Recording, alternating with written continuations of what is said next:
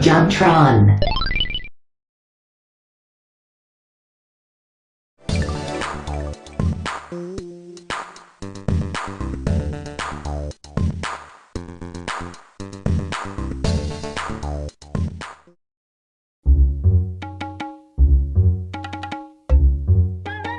Jacques, you think is something off there?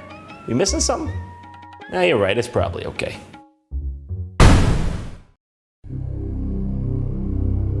Jacques, what is this? Where'd you learn to do this? Have you been doing seed? Back off, old timer. This is cool stuff. Jacques, come on, man. You're smarter than this. Winners don't do drugs, remember? Just like all the arcades in the 80s told us. When I'm high, I feel like a winner. We gotta get you straight, Jacques. Scared straight. You see this call? I'ma treat you like a bitch. You gonna call my Chester whenever I tell you. Okay, maybe not that straight. The date is October 14th, 1982. Drugs are rampant in the streets of the United States. President Ronald Reagan declares them a threat to national security. The following decades will be shaped by these actions forever, as the war on drugs continues to this very day. The message was clear. Remember, winners don't do drugs. Remember when you'd play an arcade game back in the 80s or 90s? It would show you that screen before you played the game. Not to mention the numerous DARE campaigns that would tour school to school. I mean, truth be told, we didn't even give it much thought as kids. I mean, it was just so ingrained in our collective unconscious. I mean, drugs were such a problem in the 70s and 80s. By the time we were growing up, this was just accepted and expected. Anyone living back then will be able to recall for you the wealth of PSAs on the topic that ranged from realistic to ludicrous. Who taught you how to do this stuff? You, alright? I learned it by watching you. That never gets old. But that's not even scratching the surface. Have a look at this. Now, what's wrong with you? Tonsillitis? Appendicitis. Yeah! Hey, you know what? I think you got a point there. It would be bad if my surgeon was smoking pot while operating on me. Here's a list of other things I wouldn't want him doing. Anything else but my fucking surgery! Now, let's see if I can still make a straight line. You're really a piece of shit, aren't you? And then, of course, there's the one that lives in infamy. This is your brain on drugs. Any questions? Yeah, I think I got a few. So you're telling me that my brain on drugs is a healthy, nutritious breakfast that helps my brain grow? Well, I should do some drugs? How could the point not have been driven home? Even our celebrity idols were telling us that drugs were the spawn of Satan. It even got to the point when Hanna-Barbera and Pee Wee Herman were telling us to stay away. This is crack. You know, I'm just not sure how to deal with the emotions that come up after Pee Wee Herman tells me about crack rock cocaine. This guy just ushered a serious warning to me with that look in his eyes. This is a state of national emergency. You see, Jacques? You're gonna find out one way or another. You gotta get off this stuff. I mean, Pee Wee Herman himself was so upset, he went into a dirty porno theater, jacked his wiener right off. Can you blame the man? He was feeling emotional. He had to go make his dick cry. I'm still not convinced. Hey, little dude, send your mama and daddy out of the room. Oh, I live by myself, thanks. I don't have parents anymore. You know who I am. Snake, dealing in weed, coke, crack, your choice. One of each, please. Take one hit and you'll do anything to cop more. Steal from your mama. Hey man, you get bit by like a mosquito or something? You don't look so good. Do I look like the kind of guy that would do that to a kid like you? You look like a snake! Yes! What? What the fuck? I'm basically half reptile, so he just reminds me of one of my brethren. Okay, yeah, all right. You won't make this easy for us? That's fine. We'll take this to the only place you understand. To the world of video gaming.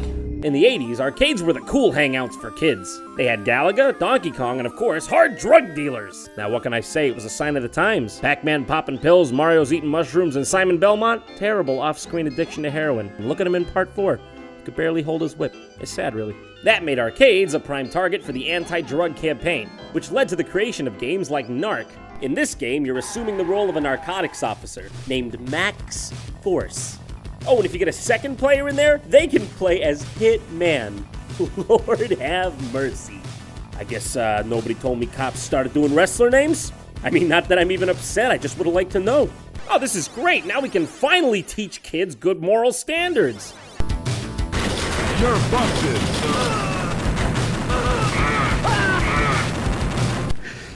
This would have put a tear in old Ronnie Reagan's eye. Well, alright, maybe those guys were just resisting arrest, you know? I mean, they had to be dealt with. After all, we're just going in there with enough firepower to protect ourselves.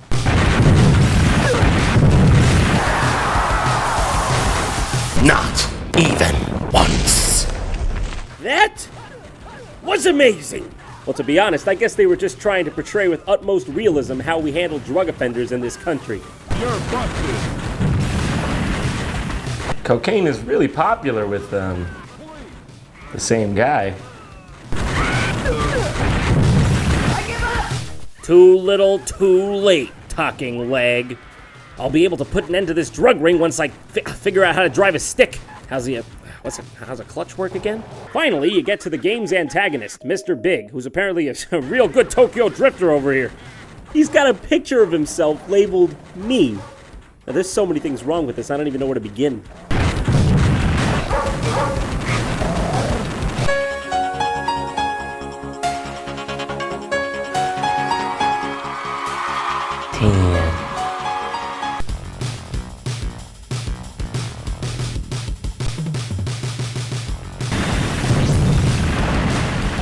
I guess Lou Bega had some hard time getting work after Mambo number 5.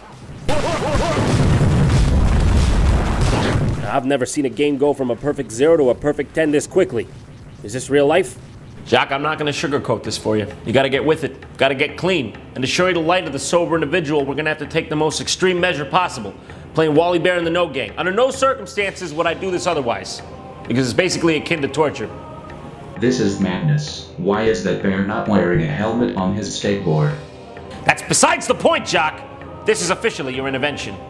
Welcome to Wally Bear and the No Gang. As you can see, the cartridge is kind of weird because it's not officially licensed by Nintendo.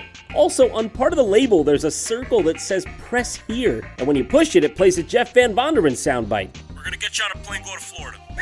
I'm just playing with you, it doesn't do jack shit. Why is it here? Who was even out there manufacturing their own NES cartridges anyway?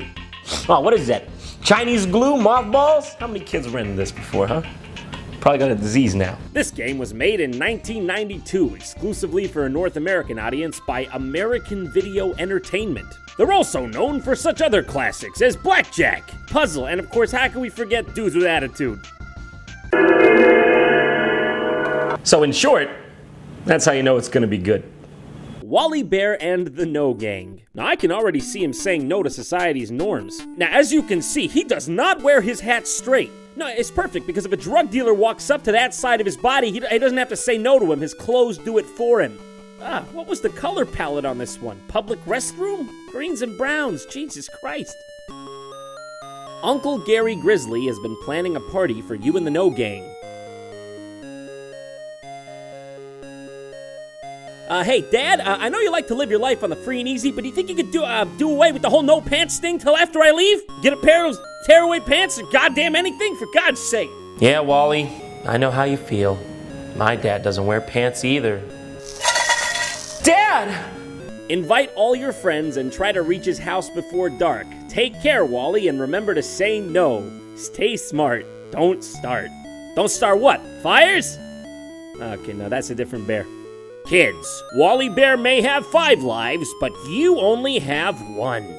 So the game starts out in this suburban town. You play as this bear named Wally, who rides a skateboard everywhere. Also, even though you play as an anthropomorphic bear, dogs are still dogs and birds are still birds. And I mean, I can't blame him for being mad. I'd be pissed too if no one transformed me into a radical sunglass-wearing skateboarding version of myself. Oh God, seriously, that's it? 1 hit and you're dead? If you die, you have to go all the way back, and each level is ridiculously repetitive and difficult. I think it's worth noting that GamePro gave this game a 5 out of 5 on the fun factor and the challenge.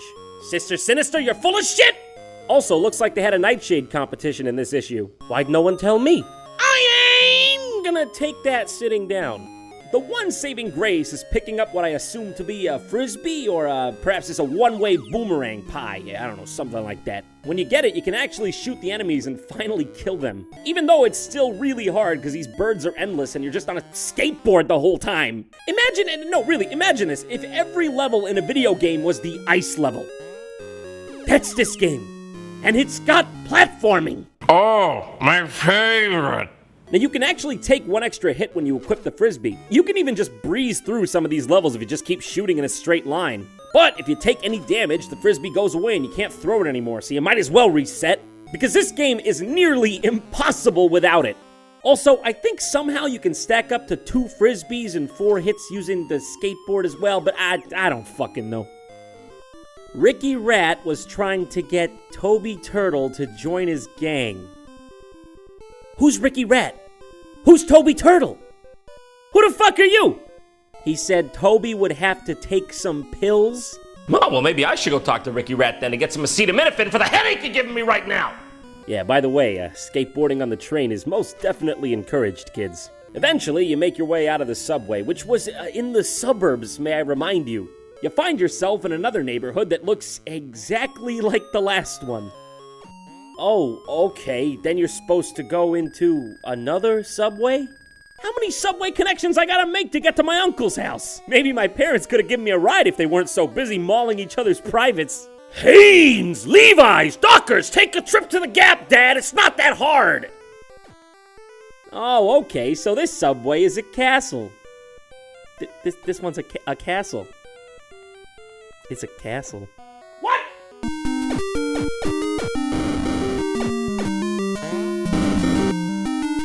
I think getting there before dark might have been the least of Wally's worries. Hey, Wally, you think you could have maybe, taken a detour around this part of town?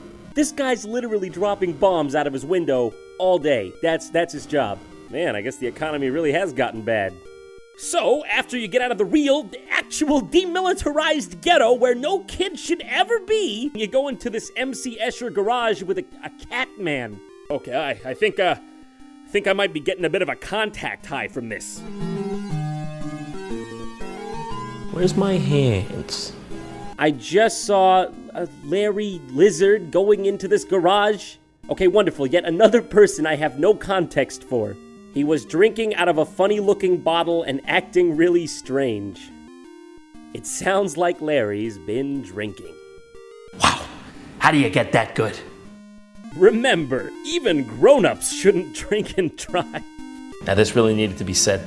I mean, all those drunk driving kids were tearing this country apart. Ah, well, I'll assume this is Larry. Oops, I killed him. Moving on.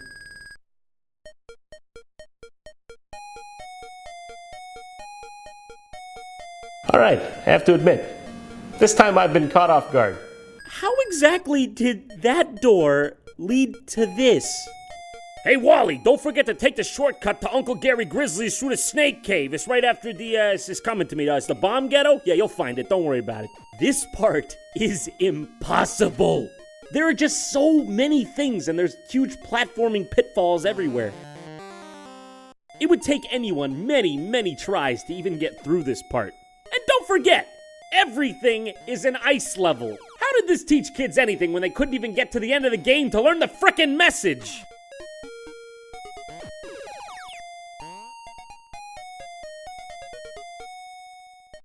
What the fuck is this supposed to be? This game has a chronic condition of never explaining anything. 2 minutes ago, we were in the suburbs. Now we're, what, taking a stroll through Nikolai Tesla's secret underground lair? Apparently, according to Wally, I gotta infiltrate a frickin' fortress just to get to my uncle's house.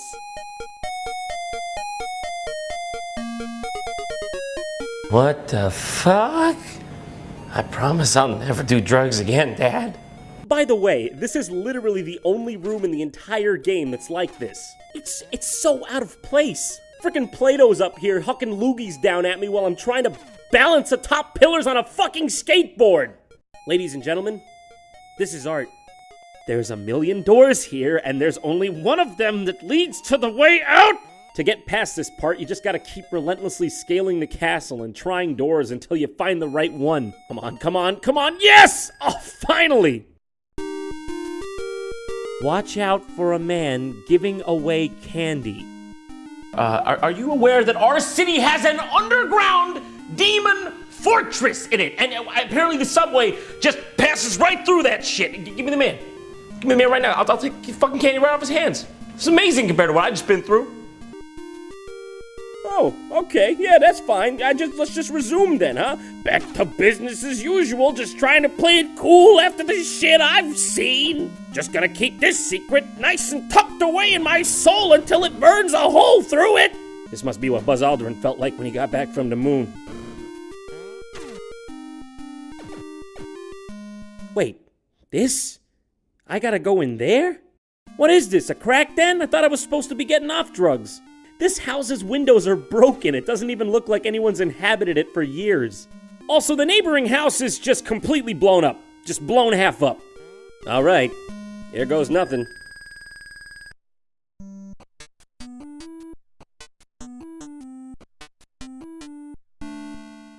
Is that my uncle? Is this my uncle? Oh, nothing wrong here. Just my uncle happens to live in Mad Max, and no one thought it was appropriate to tell me. So tell me, what's this award here on your shelf for? For staying alive this long? And I'm not even gonna comment on your pants situation because the squalor you live in is astounding. Does anyone know you live here? Do you get running water and electricity? Can you even afford pants? What do you mean, new friend? I didn't bring a friend. Is that me he's talking about? Am I the new friend? I didn't ask for this. Well, that's it? That's the whole party? Just this one slide where it looks like my face had an arrangement with the pavement? Oh, I'm restless. I can't deal. I gotta relax. Then get contra with the wind. That wasn't even funny. Alright, screw it. Give me a toke. Didn't. Calling the kettle black if I ever thought of saying I misrepresented myself. Away from me. You're a coward and a liar and a thief. That guy went to the moon. Thanks for watching JonTron, and if you want to support the show, you can help us out by signing up for a free 30-day trial at audible.com at this link, audible.com/JonTron. If you sign up right now, you get a free audiobook and you can cancel anytime. My recommendation to you this month is Hitchhiker's Guide to the Galaxy, narrated by Stephen Fry. He's a funny motherfucker. I mean, this show is really expensive to make. This is a real Egyptian urn. Cost me $20,000. Came with Nefertiti's dead cat inside. Which I'm aware, by the way, that's a steal for the price. Don't forget to subscribe and follow me on Facebook and Twitter. If you want to watch more JonTron, here are some suggestions. And also, the link for audible.com is in the description. See ya!